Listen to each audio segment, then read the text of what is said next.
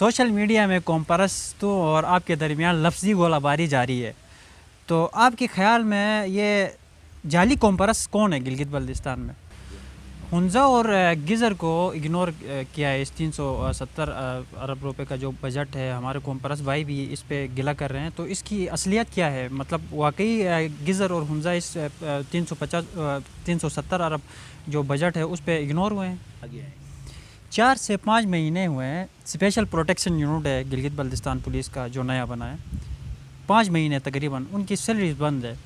اصل وجہ کیا ہے اس کی؟ مین وجہ دنیور جلسے میں، انتخابی جلسے کے دوران زلفی بخاری اور علی امین گنڈاپور نے جو اعلانات کیے تھے، گرگو ایکسپریس، اس کے بعد خراموش ایکسپریس، گراؤنڈ، مطلب حلقتین کے حوالے سے، اور جلال آباد 30 میرے خیال میں 30 بیڈ ہاسپٹل تھا، تو یہ سارے کام ہو جائیں گے. السلام علیکم ناظرین، آپ دیکھ رہے ہیں جی بی ایکسپریس نیوز. میں ہوں کاوش مہدی. ناظرین، اس وقت ہمارے درمیان موجود ہے علی تاج بھائی. علی تاج بھائی، سب سے پہلے آپ کو پروگرام میں خوش آمدید کہتے ہیں.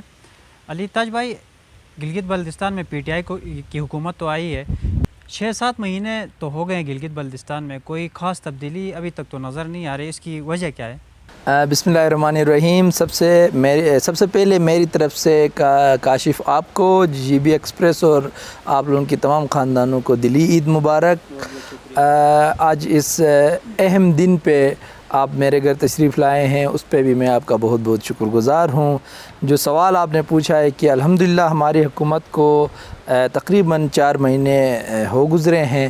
جو آپ نے تبدیلی کی بات کی ہے، یقیناً تبدیلی کو آتے آتے کچھ عرصہ لگتا ہے. کسی بھی نئی حکومت کے جو ابتدائی چند مہینے ہوتے ہیں وہ ہوتے ہیں اپنی پالیسی سمت طے کرنے کے ڈیفرنٹ فرنٹس پہ. تو ہماری حکومت نے، آپ یقیناً فالو کر رہے ہیں، آپ کو خبریں بھی آتی ہیں کہ پچھلے 4-5 مہینوں میں ہمارے وزیر اعلیٰ نے 2 اہم فرنٹس پہ اب تک کام کیا ہے. سب سے پہلے ہمارا جو اکنامک فرنٹ ہے، معاشی فرنٹ ہے یا ترقیاتی فرنٹ ہے، اس پہ ایک بڑے جامع ترقیاتی پلان کو ترتیب دیا گیا اور پھر اس کی منظوری وزیر اعظم عمران خان نے دی اور خود آ کے یہاں پہ اس کی اناؤنسمنٹ کی. دیکھیں، ایک چھوٹے سے چھوٹا منصوبہ بھی بنانا ہونا، اس کے لیے جو ورکنگ ہوتی ہے، اس کی جو ڈاکومنٹیشن ہوتی ہے، اس کے جو PC1 تیار ہوتا ہے، اس میں اچھا خاصا ٹائم لگتا ہے، مہینے لگتے ہیں. اور ہمارے اداروں کی آپ کو الحمدللہ اچھی طرح حالت زار کا پتہ ہے کہ ماضی میں جو ان کی تنزلی ہوئی ہے، جو ان کے استعداد کا مسئلہ ہے، لیکن اس کے باوجود چیف منسٹر خالد خورشید خان نے خود سٹیئر کر کے انہی اداروں کے ذریعے 3-4 مہینے کی قلیل مدت میں ایک 370 ارب روپے کا جامع ترقیاتی پلان ترتیب دیا، اس کی منظوری کروائی. یہ آپ دیکھیں، ہمارے اکنامک اور ہماری گلگت بلتستان کو ایک سیلف ریلائنس کی طرف لے جانے کے لیے ایک بہت بڑا قدم ہے. یہ ایک جامع پیکیج ہے جو ماضی میں صرف روڈ اور آپ کے سڑکوں کی حد تک محدود رہتا تھا. اس میں تقریباً 8 ترجیحی شعبجات ہیں. تو پہلی جو اچیومنٹ ہے ہماری گورنمنٹ کی ہے کہ اس فرنٹ پہ ہم نے ایک کلیئر واضح ترقی کا منصوبہ دیا ہے اس گلگت بلتستان کو، جو اگلے انشاءاللہ 2.5 سے 5 سالوں میں ہم اس پہ امپلیمنٹیشن کریں گے. اور جو ایک وعدہ کر کے آئے ہیں کہ ہم یہاں تعمیر و ترقی کے لحاظ سے ایک نیا گلگت بلتستان تعمیر کریں گے، اس جانب ہم گامزن ہو چکے ہیں. دوسرا اہم فرنٹ ہے جو ہمارا دیرینہ مسئلہ تھا عبوری آئینی صوبے کا یا آئینی حقوق کا، اس حوالے سے بھی الحمدللہ انہی مہینوں میں پیش رفت ہوئی. پوری گلگت بلتستان کی قیادت کو اکٹھا کیا گیا، منتخب جو سیاسی قیادت ہے اور ایوان کے باہر بھی جو ہمارے سٹیک ہولڈرز ہیں ان کو بھی انگیج کیا گیا، اور ایک متفقہ بیانیہ بنا کے ہم لوگ الحمدللہ وفاق کی طرف گئے. اور وہاں جو کمیٹی تھی اس نے بھی اپنا کام باضابطہ طور پر شروع کر کے ہماری سفارشات طلب کی ہوئی ہیں. تو ان دونوں فرنٹس پہ ہماری حکومت نے اپنی پالیسی ڈائریکشن طے کر کے اس پہ اچیومنٹس آپ کے سامنے ہیں. دوسرے کچھ اہم مسائل جو امیجیٹلی ہمیں ملے تھے وہ تھے بجٹ کنسٹینٹس کے. جب ہمیں حکومت ملی تو ہمارے وزیر اعلیٰ نے پہلے تقریر میں آپ کو کہا تھا کہ ہم پہ کوئی 600 کروڑ کے لائبلٹیز چھوڑ کے یہ پچھلی حکومت گئی ہے. تو ہمارا امیجیٹ کنسرن تھا کہ ہم نے نہ صرف ان پچھلی لائبلٹیز کو پورا کرنا تھا بلکہ اس فائنینشیل ایئر کے جو باقی مہینے تھے 6-7 ان کے لیے بھی فائنینشیل ریسورسز جنریٹ کرنے تھے. تو ہماری دوسری بڑی کامیابی یہ ہے کہ تاریخ میں پہلی دفعہ گلگت بلتستان کو ریگولر بجٹ کے مد میں سپلیمنٹری گرانٹ ملا جو تقریباً 7.2 بلین ہے. اس میں سے 5 بلین کے الحمدللہ گلگت بلتستان کو فنڈز ریلیز بھی ہوئے ہیں. تو دوسرا بڑا ہمارا جو اچیومنٹ ہے وہ اس لحاظ سے بھی ہے. باقی جو کیا کہتے ہیں پروگرامز ہیں اور ہیلتھ کے حوالے سے ہماری گورنمنٹ نے کلیئر ایک ڈائریکشن دی محکمہ ہیلتھ کو کہ 30 جون تک ہم نے اپنے DHQs کو بحال کرنا ہے اور اس پہ بڑی تیزی کے ساتھ کام ہو رہا ہے اور ہم ایکسپیکٹ کرتے ہیں کہ ہماری جو DHQs ہیں 30 جون تک ان میں کافی حد تک بہتری آئے گی. تو کافی فرنٹس پہ ہم نے ان 4 مہینوں میں کام کیا ہے, اپنی ڈائریکشن اور منزل طے کی ہے. انشاءاللہ اس کے نتائج آنے والے مہینوں اور سالوں میں آپ کو نظر آئیں گے. ہنزہ اور گزر کو اگنور کیا ہے. اس 370 ارب روپے کا جو بجٹ ہے, ہمارے قوم پرست بھائی بھی اس پہ گلہ کر رہے ہیں. تو اس کی اصلیت کیا ہے؟ مطلب واقعی گزر اور ہنزہ اس 370 ارب جو بجٹ ہے اس پہ اگنور ہوئے؟ میں اس بیانیے کو سختی سے مسترد کرتا ہوں. پہلے بھی میں نے کی ہے. واضح طور پہ کہوں کہ دیکھیں آپ نے سادہ سی میتھمیٹکس سے 300 ارب روپے کا تقریباً یہ 370 ارب روپے مالیت کا یہ پیکیج ہے.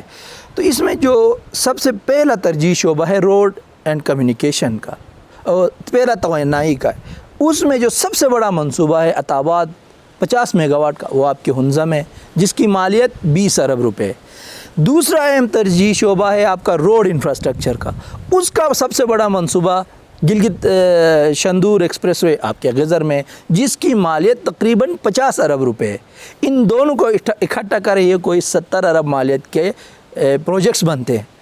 آپ 70 ارب کا تناسب نکالیں 370 سے, تو یہ آپ اگر اس حساب سے جائیں گے تو جو سب سے بڑے پروجیکٹس ہیں وہ ان 2 اضلاع کو دیے گئے ہیں. تو اس میں ایک جان بوجھ کے کچھ لوگ کچھ افراد سینٹیمنٹس کے ساتھ کھیلنے کے لیے بیانیہ بنا رہے ہیں. یہ انتہائی غلط بیانیہ ہے اور یہ میں اس کو سختی سے مذمت کرتا ہوں. اور ایک اور بات کہوں گا, ہماری کمٹمنٹ ان 2 اضلاع کے عوام کے ساتھ ہے. وہاں سے ہمارے منتخب نمائندے ہیں. تو جو ان کی ترقی کی ذمہ دار اور ٹھیکیدار ہے یہ ہماری حکومت خود ہے. اور چیف منسٹر خالد خورشید گلگت بلتستان کے 10 کے 10 اضلاع کے لیے ایک بہتر ویژن رکھتے ہیں. وہ میں دعوے کے ساتھ کہتا ہوں کہ پہلی دفعہ کسی تعصب سے پاک ایک آپ کو چیف منسٹر ملا ہے جس کو گلگت بلتستان کے مسائل کی بھی انڈرسٹینڈنگ ہے, وسائل کی بھی انڈرسٹینڈنگ ہے, اور وہ جانتے ہیں کہ کیسے ہم نے اس خطے کو اٹھانا ہے. تعمیر و ترقی کا ایک نیا دور یہاں نیا باب کھولنا ہے اور اس کا اہم اصول یہ ہے کہ ہم نے کسی ضلع کو کسی علاقے کو پیچھے نہیں چھوڑنا. تو میں پھر کہوں گا ان 2 اور میری بڑی انگیجمنٹس ہوئی ہیں غزر کے یوتھ کے ساتھ بھی ہوئی ہے, ہنزہ کے یوتھ کے ساتھ بھی ہوئی ہے. جب ان کے سامنے میں نے یہ چیزیں رکھی تو وہ قائل ہو گئے اور بلکہ ہمارے بیانیے پہ وہ ہمیں دفاع کرنے کے لیے آ گیا ہے. وہی لوگ جو پہلے یہ سمجھتے تھے کہ شاید ہم نے ان کے ساتھ زیادتی کی ہے. تو الحمدللہ اس سے کوئی بات نہیں ہے. 10 کے 10 اضلاع اس تعمیر و ترقی کے سفر میں ہمارے ساتھ آگے آئیں گے. 4 سے 5 مہینے ہوئے ہیں. اسپیشل پروٹیکشن یونٹ ہے گلگت بلتستان پولیس کا جو نیا بنا ہے, 5 مہینے تقریباً ان کی سیلریز بند ہے. اصل وجہ کیا ہے اس کی مین وجہ؟ ان کی جب ہماری حکومت آئی تو تقریباً ان کے پچھلی لائبلٹیز تھی جو ہم نے ان میں سے کچھ مہینوں کی ہم نے ادائیگیاں کر دی گئی. جیسے جیسے ہم ان کے لیے ریسورسز موبلائز کر رہے ہیں ہم ان کی پیمنٹس کرتے ہیں. اس کے حوالے سے کیونکہ ہمارے ساتھ ہی ڈیوٹیاں دے رہے ہیں تو یہ امیجیٹ فیڈ بیک ہمیں ہی دیتے ہیں اور ان مسائل کا نشاندہی ہمارے ساتھ ہی کرتے ہیں. تو ہم انشاءاللہ جیسے جیسے ان کے لیے, کیونکہ پروجیکٹ ایک ہے ہمارے اسپیشل یونٹ کا, تو اس کا فنڈ بھی ہمیں وفاق سے ان کے لیے تفویض کرانا ہوتا ہے. جیسے جیسے فنڈ ہمارے پاس آتا ہے ریلیز ہوتا ہے ہم ان کی ادائیگیاں کر رہے ہیں. اور اس وقت بھی ہمارا فائنانس ڈویژن پورا کوشش کر رہا ہے کہ ان کی ادائیگیاں کی جائیں. ہمیں بھی احساس ہے کہ وہ بڑی دل جمی کے ساتھ ڈیوٹیاں دے رہے ہیں, تو ہمارا یہ فرض ہے کہ اپنے ان پولیس بھائیوں کی تنخواہیں ادا کریں, اور اس حوالے سے ہم پوری کوشش کر رہے ہیں. ان کی کچھ ادائیگیاں ہم نے کر بھی دی ہیں. سوشل میڈیا میں قوم پرستوں اور آپ کے درمیان لفظی گولہ باری جاری ہے. تو آپ کے خیال میں یہ جعلی کمپرس کون ہے گلگت بلتستان میں؟ یہ جعلی کمپرس کو ڈیفائن کرنے کے لیے آپ نے طرز عمل دیکھنا ہے. دیکھیں ایک کمپرس جو بھی ہوتا ہے وہ اپنے علاقے کے اپنے لوگوں کے جائز حقوق کے لیے بات کرنا کوئی بری بات نہیں ہے. اگر میں نے پہلے بھی لکھا ہے کہ گلگت بلتستان کے عوام کے حقوق چاہے وہ معاشی ہوں، سیاسی ہوں، انتظامی ہوں، ان کی بات کریں تو ہم سب اس کے لیے اکٹھے ہیں. لیکن اگر اس کی آڑ میں آپ لوگ کوئی لوگ کچھ عناصر یہاں پہ ان محرومیوں کے ایندھن پہ کھیل کے یہاں غلط قسم کی سیاست کرنا چاہیں گے تو میرے نظر میں وہ لوگ جعلی کمپرس ہے. جیسے کہ آپ دیکھیں وزیر اعظم عمران خان نے اپنے خطاب میں کیا کہا. انہوں نے یہ کہا کہ 17 سال سے میں اس علاقے میں آتا ہوں اور مجھے ایک ہی آواز سنائی دیتی ہے کہ وفاق سے جو بھی کوئی آفیسر آتا ہے وہ یہاں کے لفظ انہوں نے وائسرائے استعمال کیا، وائسرائے بنتا ہے. تو اس دن کے نسبت سے تو آپ کا سب سے بڑا کمپرس آپ کا وزیر اعظم تھا جس نے آپ کے لوگوں کے بیانیے کو اپنایا. اسی دن اسی وزیر اعظم کے خلاف آپ کیا کہتے ہیں حرز سرائی کرتے ہو، انتہائی غلیظ الفاظ استعمال کرتے ہو. تو اس دن سے واضح ہو گیا. دیکھیں میں اور آپ ایک اپوزیشن کا ویو رکھتے ہیں، میرا ایک نظریہ ہے، آپ کا ایک نظریہ ہے. کسی دن آپ میرے نظریے سے اتفاق کرتے ہیں تو اس دن تو کم از کم میں آپ کو اپریشیٹ کروں نا، آپ کی حوصلہ افزائی کروں، شکریہ ادا کروں. یا کم از کم شکریہ ادا نہیں کر سکتا ہوں تو چپ رہوں. ایسا نہیں کیا گیا. مجھے اس بات سے اختلاف نہیں ہے کہ وہ اپنی سیاسی جو بھی آراء ہے اس کا اظہار کر رہے تھے، لیکن اس دن کے مناسبت سے جو لفظوں کا چناؤ کیا گیا مجھے اس سے اختلاف تھا اور میں نے مناسب سمجھا کہ اس کا اسی شدت اسی لہجے میں جواب دیا جائے. دیکھیں حلقتین میں الحمدللہ ہمارے پاس ایک زبردست ینگ اور انرجیٹک ہمارا ممبر منتخب ہوا ہے جس کی تربیت الحمدللہ ہمارے مرحوم سید جعفر شاہ صاحب نے کی ہے. تو ہمیں بھی امیدیں ہیں اور حلقے کی عوام کو بھی بڑی امیدیں ہیں اور توقعات بہت اچھے ہیں. کہ دیکھیں جب ہم انتخاب میں کیمپین کر رہے تھے تو بڑے ہمارے مسائل آئے. ان میں سب سے اہم مسئلہ پانی کا ہے. وہ حرام سے لے کے اندر جگلوٹ تک صاف پینے کا پانی کا ہمیں بڑا مسئلہ ہے. تو اس پہ ہم انشاءاللہ اس ADP میں ہی ہمیں امید ہے کہ ہر گاؤں کے لیے بہتر منصوبے رکھے جائیں گے تاکہ بائی دی اینڈ آف ہمارا ٹینیور یہ ہمارا ایک ٹارگیٹ ہے کہ ہم اپنے حلقے کے عوام کو صاف پینے کا پانی کم سے کم دستیاب کر سکیں. اس وقت میرے اپنے گھر میں صاف پینے کا پانی نہیں ہے، میں نے بوتل لی ہوئی ہے. دوسرا ہمارا روڈوں کا آپ کو پتہ ہے خستہ حالی ہے. آپ ابھی میرے سامنے روڈ سے گزر کے آئے ہیں، دھول ہے ہر طرف. تو یہ ایک بہت ہی اہم ہمارا مسئلہ ہے روڈ انفراسٹرکچر کا. تو اس پہ بھی انشاءاللہ ہم جامع طریقے سے اس میں سب سے اہم چیز یہ ہے کہ جس طرح پورے GB کے لیے ایک جامع ترقیاتی پلان ترتیب دیا ہے چیف منسٹر نے، اسی طرح ہر حلقے کے لیے بھی ایک جامع ترقیاتی پلان ترتیب دے رہے ہیں جس کو لیڈ وہاں کا ہمارا متعلقہ ممبر انشاءاللہ کرے گا. اس میں جہاں آپ کے روڈ کے مسائل حل ہوں گے، پانی کے مسائل حل ہوں گے، اس کے ساتھ تعلیم صحت کے مسائل بھی اس میں حل کیے جائیں گے اور ایک جامع طریقے سے ہر حلقے کو تعمیر اور ترقی کے سفر میں اور گلگت بلتستان کی ترقی میں منسلک کیا جائے گا. تو یہاں پہ بھی ہم نے روڈز اور کیا کہتے ہیں پانی پہ زور دینا ہے. تیسری اہم چیز یہ ہے کہ ہم نے انتخابات کے دوران حلقتین کو گلگت بلتستان کا فوڈ باسکٹ ڈکلیئر کیا ہوا تھا. اور آپ نے دیکھا ہوگا کہ ATI کے تعاون سے یہاں ہمارے سینکڑوں کاشتکار امپرووڈ کراپ پریکٹسز پہ کام کر رہے ہیں جس میں high and tunnel vertical farming ہے، ٹنل فارمنگ ہے. تو جس سے یہاں پہ جو زرعی ہمارے اجناس ہے ویجیٹیبلز ان کی بہت بڑی ایک پیداوار ہونی ہے.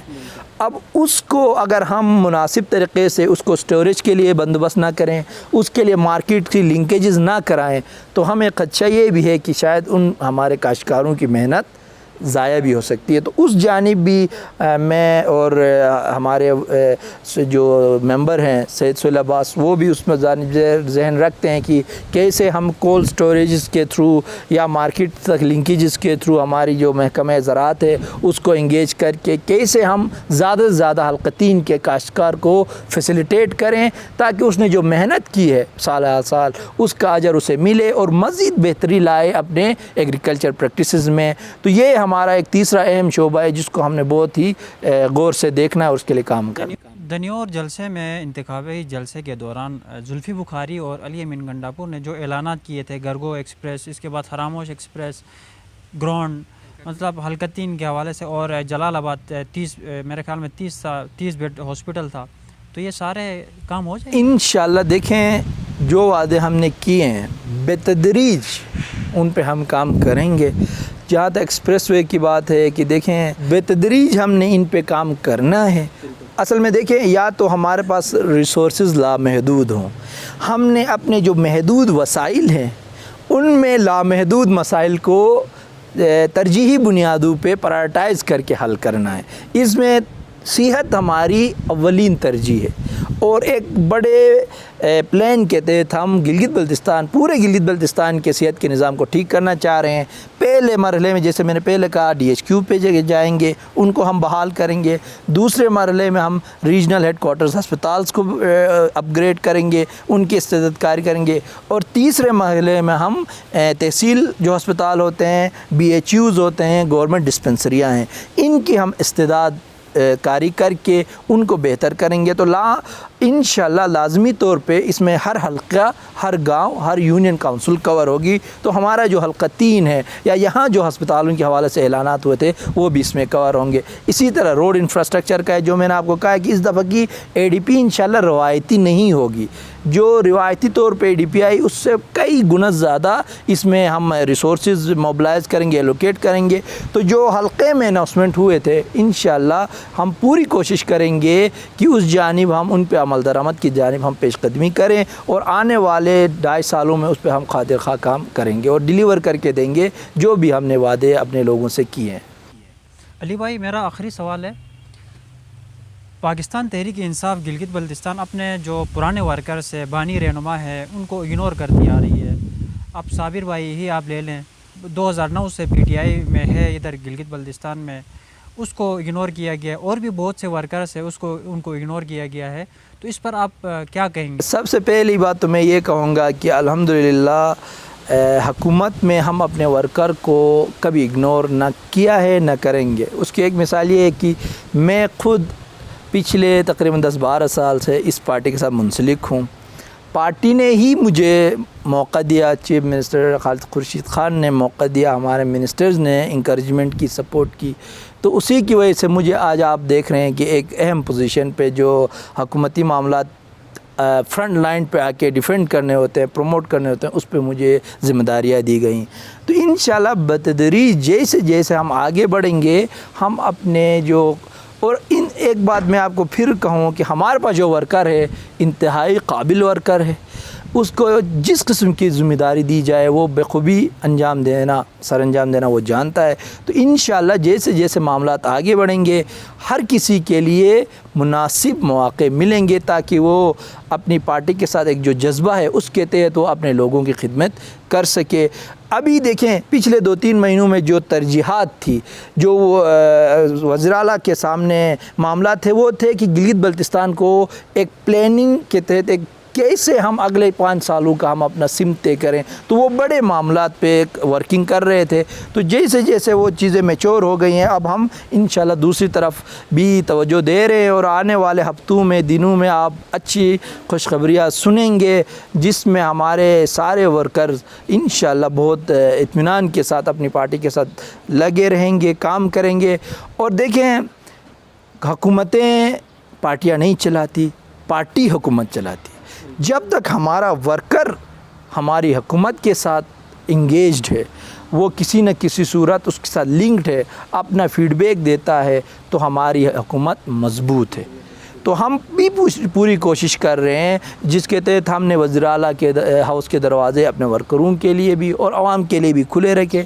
ان سے ہم ریگولر میٹ اپس کرتے ہیں. ہم نے اپنے صوبائی سیکریٹریٹ کو فعال کیا ہوا ہے، وہاں ہم میٹنگز کر رہے ہوتے ہیں اور ان سے ریگولرلی فیڈ بیک لے رہے ہوتے ہیں، کیونکہ وہ اس وقت ہمارا سب سے بڑا سٹیک ہولڈر ہے. اور ان کا سٹیک یہ ہے کہ ان کی پارٹی پاکستان تحریک انصاف اس وقت گلگت بلتستان حکومت میں ہے. ان کا فرض بھی ہے، ذمہ داری بھی ہے کہ اپنی پارٹی کو ڈیفینڈ بھی کریں، اس کی پروموشن بھی کریں، اور جدھر ہمیں فیڈ بیک چاہیے ہوتا ہے وہ پراپر چینل کے تھرو ہمیں فیڈ بیک بھی دے. تو الحمدللہ ہمارے ورکر بڑے میچور ہیں اور کمیٹیڈ ہے، ایک نظریے کے ساتھ، وہ انصاف کے نظریے کے ساتھ کمیٹیڈ ہیں.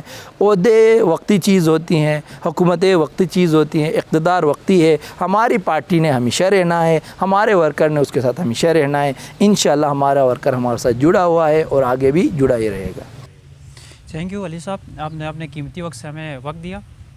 تو ناظرین، آپ نے ہمارا پروگرام دیکھا ہے، آپ کے فیڈ بیک کا ہمیں انتظار رہے گا. تب تک کے لیے مجھے اپنے میزبان کاوش مہدی کو اجازت دیجیے. اللہ حافظ. ہم رکھیں گے آپ کو ہر خبر سے باخبر رہنے کے لیے یوٹیوب میں ہمارا چینل سبسکرائب کریں، فیس بک میں ہمارا پیج لائک کریں اور وزٹ کریں ہماری ویب سائٹ www.dailygbexpress.com.